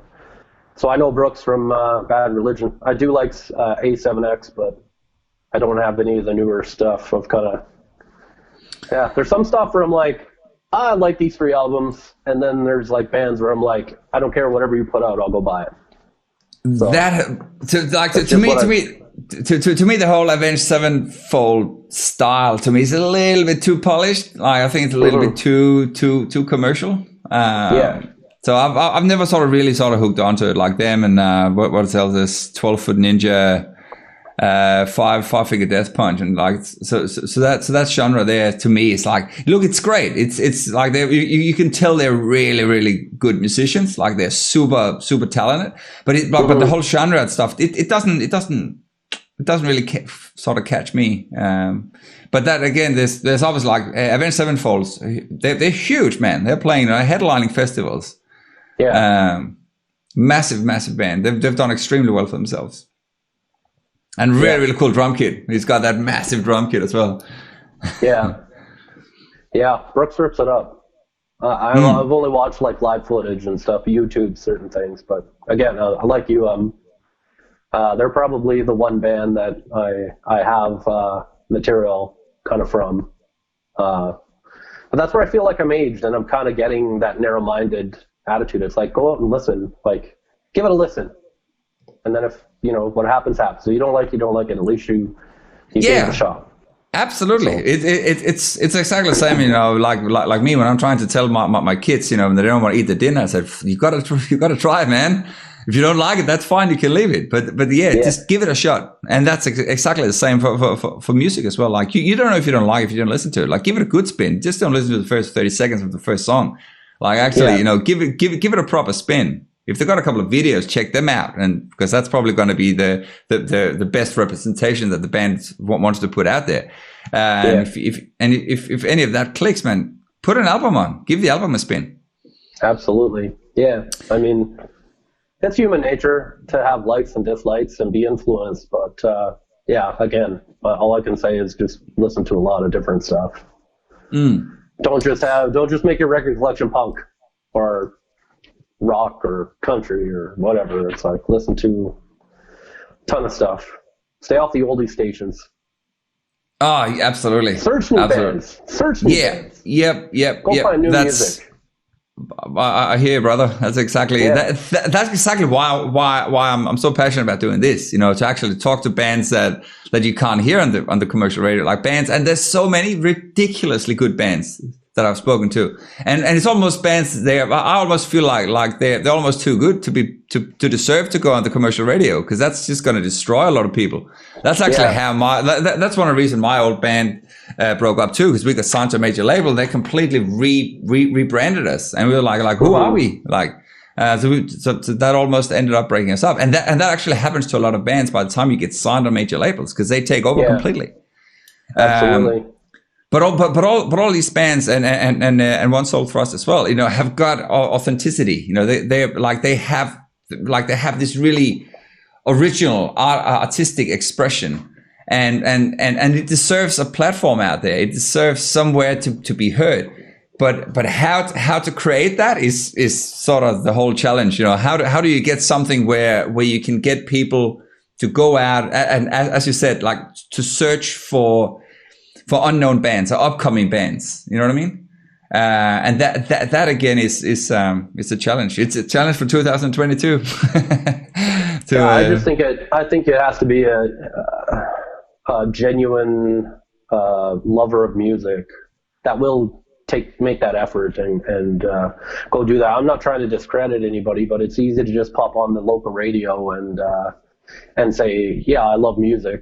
But I think it's the real, true sort of like music lovers and people that appreciate the art form that will kind of take the time. It won't even just be musicians. I have friends who their record collections are bigger than mine, and you know, they don't play an instrument. You know, I admire that. I really admire that. You know, I got a buddy who lives about an hour and a half south of me, and he's a mountain bike dude. He's you know, works for the fire station down there, and I mean, he's always spinning a new record on Instagram, and I'm like, damn, man, like that's awesome. He's got I'd hate to go in his room and in his music room, and so I'm sure the IKEA shelving alone that's holding albums is just like walls and walls of it. I'm like, man, it's sick. So yeah, and he's just a lover of music, loves bands, loves that whole art form, and yeah, I really think that's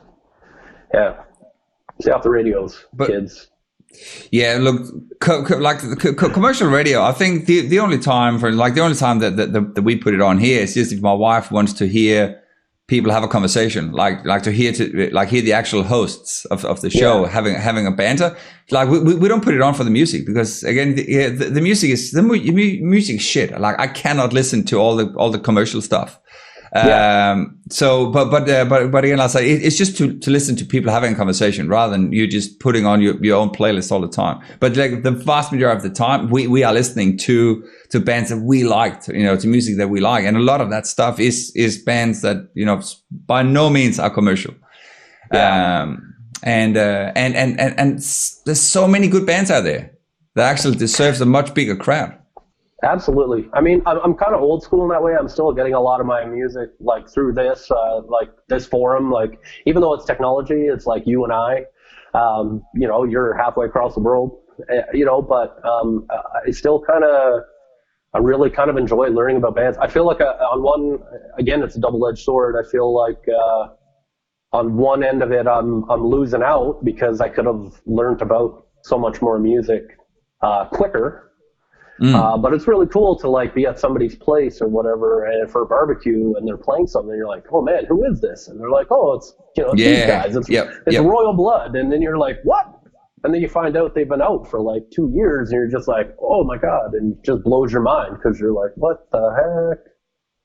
So it's that excitement and getting excited and stuff about it, I think is kind of what does it for me. I might only, maybe learn about 4 or 5 new bands maybe a year, but it's 4 or 5 new bands that it's like where I would consider myself a diehard fan, whether you're buying merchandise or music or, rather than saying I like all these bands and only paying attention to 3 of them. And but that's probably one of the best things about having Spotify or Apple Music is the fact is when you then do come across a brand new band, you go like, whoa, this song is sick, and you then go in and like, whoa, they got like 3 albums out, and then you start and that's exactly how you got me onto Striker. Then I started listening to the back catalogs because I was like those guys have released like 3 or 4 albums.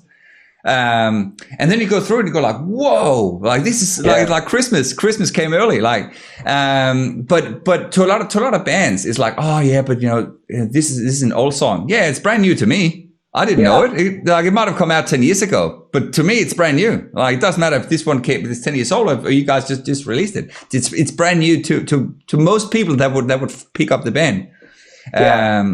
And that's why, again, so if you are only, a couple of years old and you only have released an EP or a single or something like that, you like, it's almost like you're missing out when you then finally gets picked up and somebody goes in and checks you out. Oh, I love this song. You go and check it out. And there are only like 2 other singles. Oh man. You're disappointed. But then hopefully, if you are up on par on social media skills and what have you not, and all that stuff, then hopefully you can then build that relation and keep people engaged, because people's attention span these days it's short, man. So it actually brings me on to another fun question that I'd love to ask you. What's your opinion on the whole how to release stuff? Like, should it be a single, an EP, or an album? I mean, obviously, from a business perspective, I'll use your quote. I think digital format is probably the most universal because you can hit a lot of people. Obviously, the recoup is not so great, but you can get a lot of people and.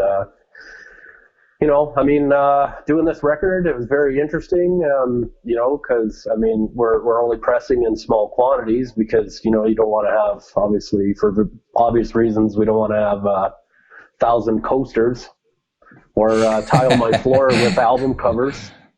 So, it's an investment. I mean, it was a step. We really, but I don't know, we really felt as a band that we really wanted to do it. And again, I'm really excited about it because at the end of the day, I know there's like 4 sides of good music and, like a chunk of art that somebody can have. But again, it goes back to what we were just saying. It's like the true diehard fans, fans of the band, and we're working it from the ground up, and that's our goal. But, slow and steady wins the race, and however we get there, we get there. But it's about making art and doing it with my friends and my family, and because I consider Jag and Salem to basically be my family at this point.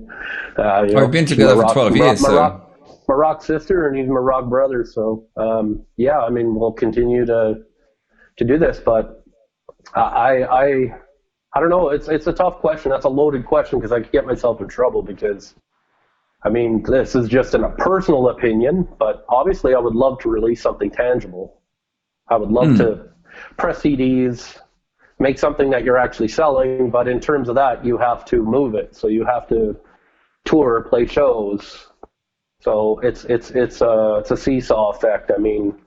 That's my opinion. I would rather put something physical out that people could buy and either get shipped or receive, but obviously downloading is convenient. It can reach the far reaches of the rest of the globe, and it's not an expense. There's no FedEx or DHL and all that overhead to kind of incur, and I don't want to bum everybody out by bringing in all that stuff, but it's all those things that you have to consider when you're actually releasing something. But again, like I said, this vinyl is, and I don't even have a vinyl player, man. I don't even have a turntable right now. But I'm super pumped. We'll get there. I'm super pumped about it. So, which is really sad. I'm sure a lot of the comments up there are like, "What? You don't have a turntable? Loser." No, it's also one of those things bad. Like if you want to go out and you want to get a turntable, you want to get something right. Like again, like if pretty much everything that's available, because I've been looking at it on like eBay and Amazon as well. Like most of the stuff is like brand new stuff. Like you're connected to a USB. It's like, what? I'm not gonna put my turntable into a USB. It's supposed to go into like a good hi-fi stereo. But then again, you have a bottleneck there. Like I don't have a really good stereo either. You know what I mean? So it kind of sort of has to, like this sort of symbiotic system where you need, if you go out and you buy a good old retro nice turntable, then again you need a good amplifier, you need some good speakers, some good cables, and then also it's a big investment. But again, you just cannot beat the experience and the sort of connection you get when you sit down and you listen to, like, you can hear all the frequencies much better. You got more bottom end on the vinyl and all that. But it just takes me back. Like again, I'm sentimental. It would. I know the first time I spin a vinyl, it's going to take me back to whatever 1979, 1981, whatever year it is, and you know, I'm just sitting in front of the speaker, or I got those big cans on, and you're just sitting there and they're plugged in because you had to be close. You know, you didn't have a 30-foot cable.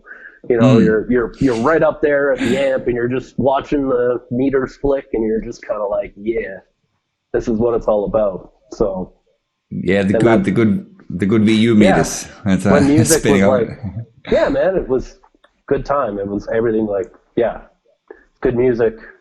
Just, yeah, takes me to the happy place, man. It does. Again, yeah, look, it's nostalgia. Yeah. Yeah. Yeah. I hate to say it, but that's kind of that's where I am, hard on the sleeve.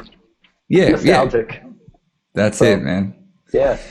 Sweet, man. Let's try and head over and just have a quick look. While I run through some of these comments here, do you want to just do a shout out to say where people can, where people should go if they want to sort of stay on top of One Soul Thrust?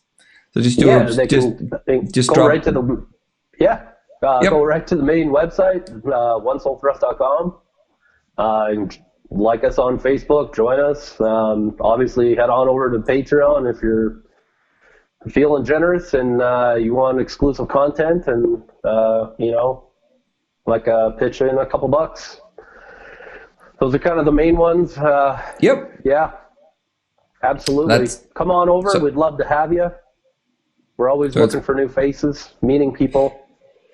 So patreon.com/onesoulthrust and onesoulthrust.com.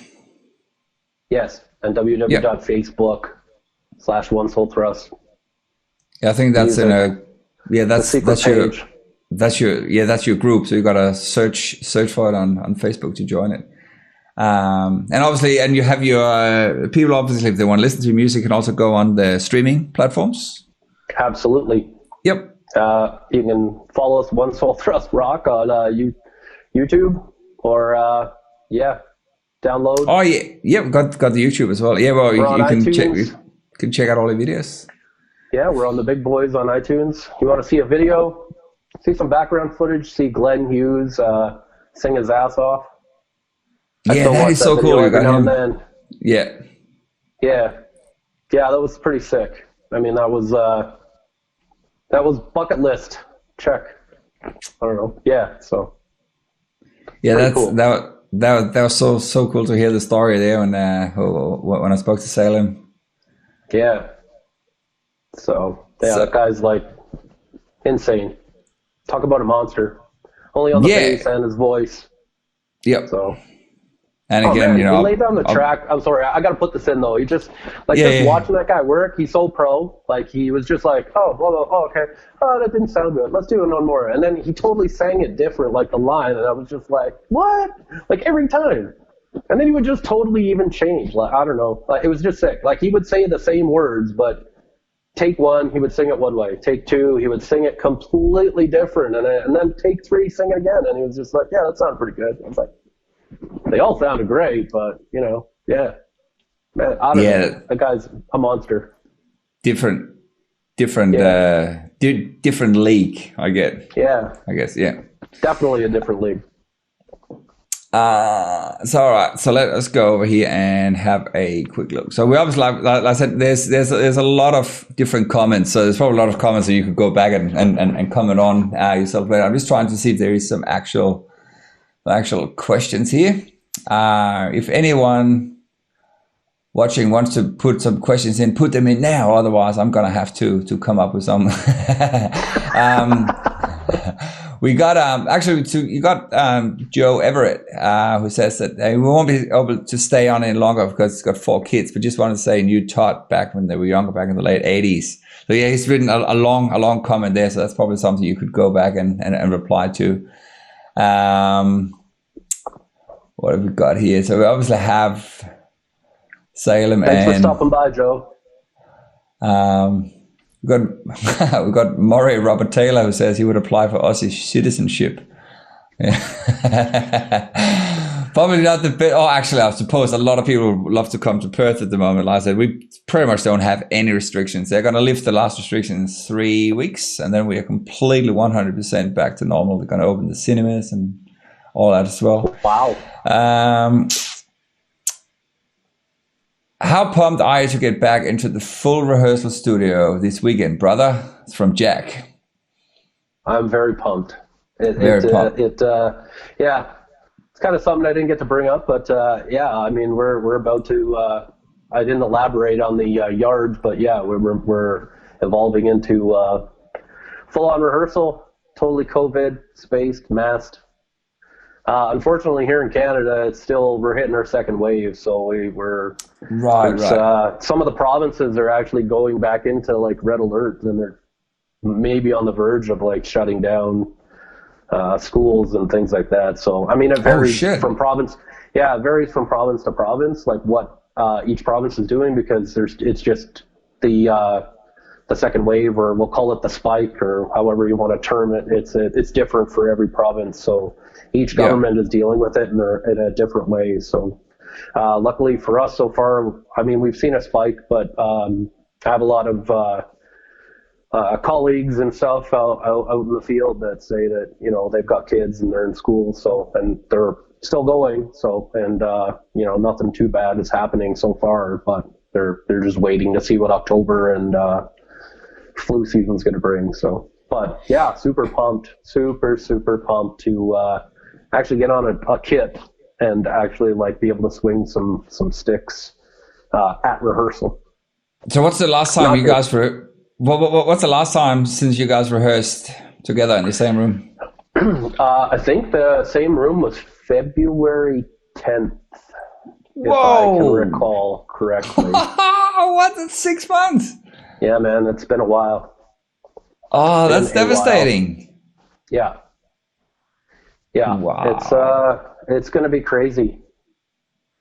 So I'll be doing a lot of pre-listening, click tracks, no click tracks. Yeah.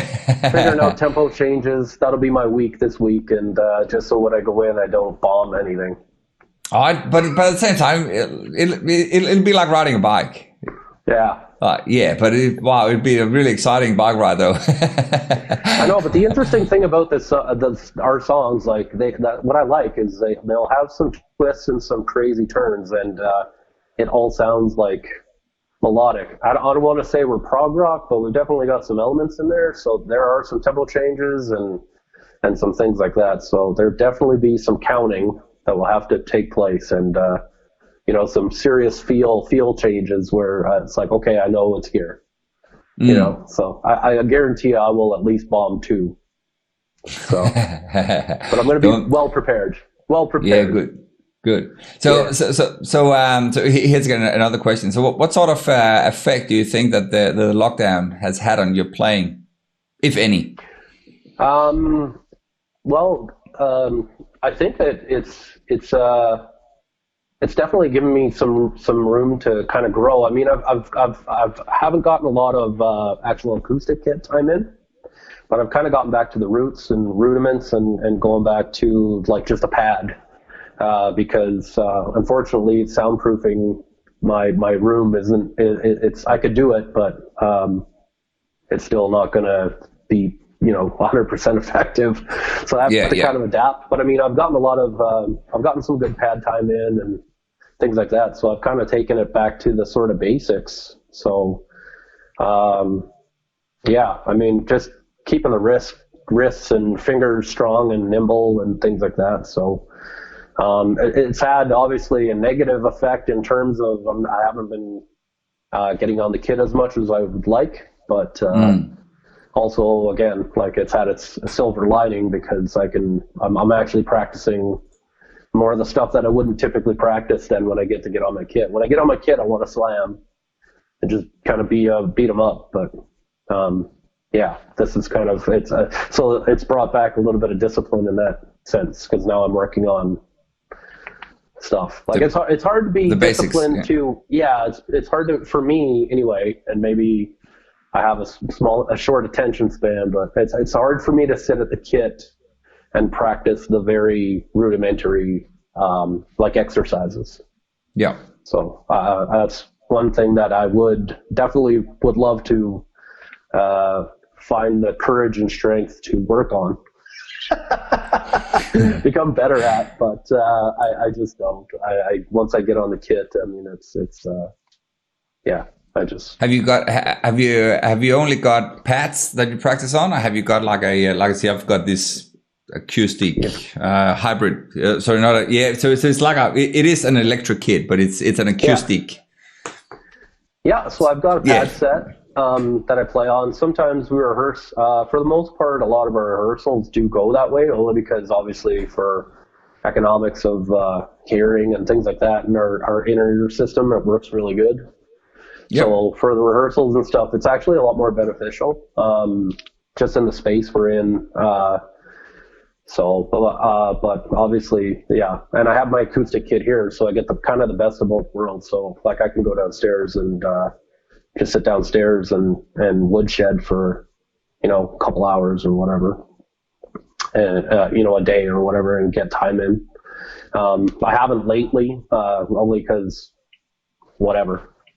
Just certain things, I guess. Nothing I want to delve into, but just, life. Life, just things that are, distracting. But obviously that's the snow's going to start falling here, so nothing better when you're going to be locked in the house. You might as well start practicing again. So like hardcore. So, yeah, man. Set some goals. Set some goals for 2022, man. Absolutely. Make it happen. Absolutely. So we've got another one here. What does FD mean to you, Todd? Can I swear on the podcast? Of course, man. Okay, so it actually stands for Fortune Delight. It's an herbal drink that we drank together on the first session. So when I was talking when we went to Canmore, and we got chatting, and anyway, it means fucking diarrhea to me because it killed me. Oh, that's awesome, man. There was a delay getting me in my room the next day because we were a little bit late getting to the studio the next day. Nice. Toddy was taking care of some business. Yeah. Good stuff, man. Yeah, but it's great. It's good. It tastes amazing. And you can drink a lot of it, but apparently it doesn't agree with old Toddy here. So what was it called? The drink? Fortune Delight. Fortune Delight. Yeah. Or fucking diarrhea. That's fantastic, man. But to me, it stands for fucking diarrhea. Fantastic, man. Look, just a last question here. So, what have you got? Any highlight? Any super one soul thrust memory that you could share? Like something that stands out as being a really, really awesome experience. It could be more than one. It was definitely meeting Glenn. Having Glenn come and lay down those vocal tracks. Yep. Yeah, that was right now. That's the highlight. There's definitely more to come, I'm sure, down the road, but right 2022, now. That's 2022. Yeah, so far that was pretty amazing. I mean, it was just cool watching that guy work. It was just, I don't know. And he's so cool. Like, he's British. He's laid back. He's like, yeah, whatever. Like, I don't know. He lays it down and you're like, oh my God. And then he's like, yeah, it's a little bit of Otis Redding there. It's just nonchalant. You're like, you're Glenn Hughes and I'm just the dude. And you're here singing in the basement, in the studio, sorry. It's so crazy. Yeah, and it was surreal. It was just surreal in that sense. I mean, I wasn't real, like, I don't want to kill myself here, but I wasn't real, I like his solo stuff, like, more than the kind of that mark of Deep Purple. I really like his solo stuff. And I kind of feel like he doesn't get a fair shake, because, I mean, like, everybody's stuck on Deep Purple, like the whole old school Deep Purple kind of thing, but he's still making music, man, to this day, and he's putting out some really good stuff. Like, his albums he's putting out some killer music.